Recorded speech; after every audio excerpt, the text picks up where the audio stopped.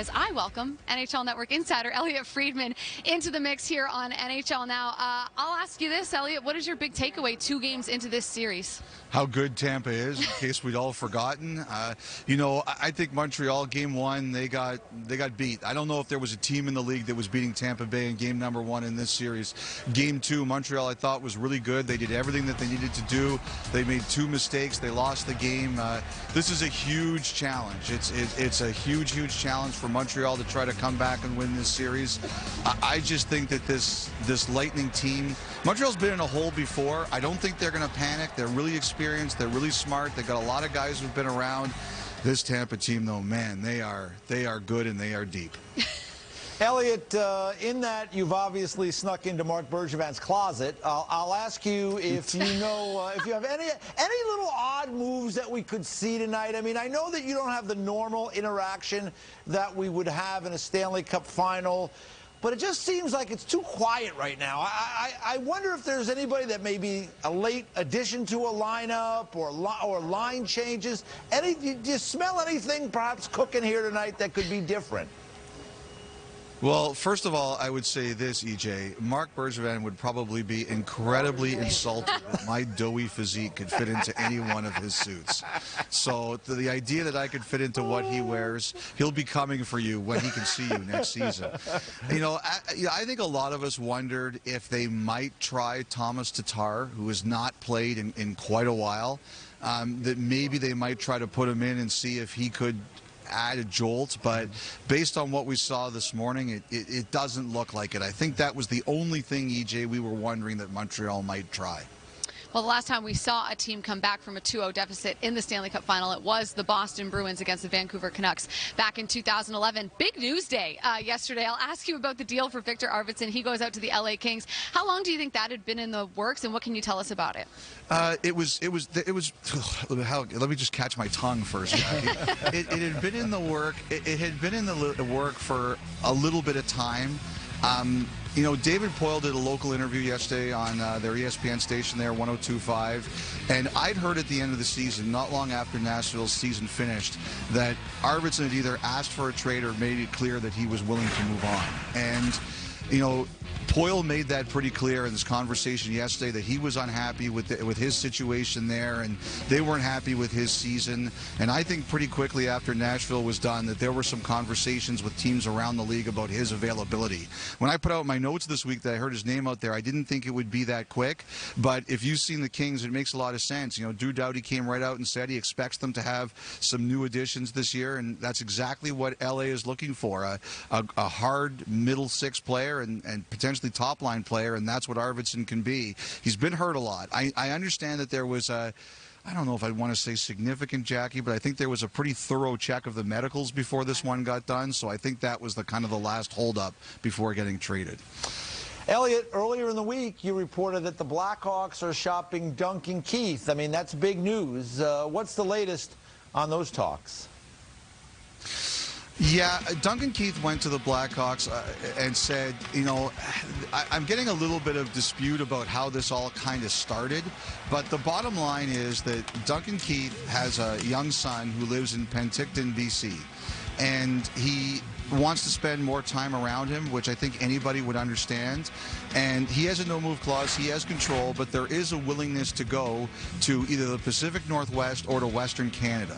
Now, I had heard Seattle had been pretty involved in this, that they were very interested in Keith, potentially could be the first captain of the team, and what a great starting pole he would be for the Kraken. But now I'm hearing a lot of Edmonton. I think there's a chance we could see something get done here. The Oilers are looking for another left-hand shot D, especially with Darnell Nurse. I don't think Keith would have to play as many minutes as he's played in the last few years, but he'd still be a big part of their blue line. So I think the Oilers and the Blackhawks are making a run at seeing if they can do this. We talk about leadership so much. Whoever acquires Duncan Keith is going to get a lot of that.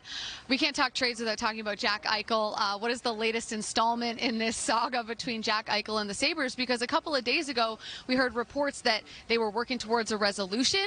It did not indicate a resolution to what, whether it's surgery, whether it's a deal. What are you hearing on the Jack Eichel front? Well, Jackie, the last time I really looked into that, which was about a week and a half ago, I kind of got the same answer. So I think what Buffalo and Jack Eichel's representatives have said is there was too much heat on this in public, so we're going to tone it down. And I think that's kind of their answer right now. We're working towards a resolution, and we're going to get there. I think a lot of other teams who are interested have been doing a lot of research on what the kind of thing that Eichel has proposed. I think this is going to result in a trade. The one thing I think we're kind of looking at here is if Eichel has to get any kind of longer-term surgery or something that needs a longer recovery, we're starting to go into next season. So I think that's when they say that they're working towards a resolution, I think there's an understanding here that if another team trades for Eichel, they want to know that he's going to be ready to play at the start of next year. So I think that's why the two sides are trying to move this along quicker. But Buffalo's ask has been enormous, and there have definitely been some teams that have refused to even think about paying it. Another big-name player looks like he might be on the trade market, and that's Seth Jones of the Columbus Blue Jackets. He has mentioned that he would like to test free agency next summer. I think if you're the Blue Jackets in that circumstance, you probably have to think about moving him now. What's the latest there? Well, I think it's most likely. I can always the shocker could happen that it doesn't get done, but I think it's most likely he does move, EJ.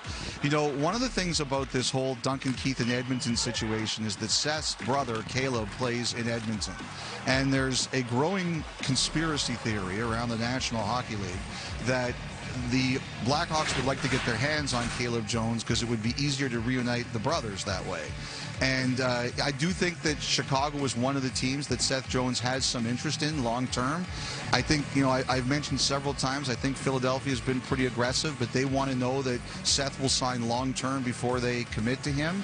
I don't know how many teams are. Like, I've wondered if Colorado would consider 1 year of Seth Jones, for example, but I think the majority of teams, EJ, would like to know that he's going to stay long term before they commit to what Columbus wants to do in a deal. Well, lots of speculation going on around the National Hockey League this week. That will continue as we approach the expansion draft, the actual draft, and of course we've got the Stanley Cup Final going on, Game 3 here tonight. I can't let you walk away without a prediction. And in fairness, EJ, this is more like Joker purple than it is Bergevin red, I would think. Yes. Right? That's an accurate assessment. It is true, Jackie. The first time I wore this suit, this is the second time I've worn it, and the first time I wore it, I got a lot of the Joker memes. Okay, yeah. I was getting a lot of those. Spot on. All of them, too. Cesar Romero, Heath Ledger, the most recent one is Phoenix.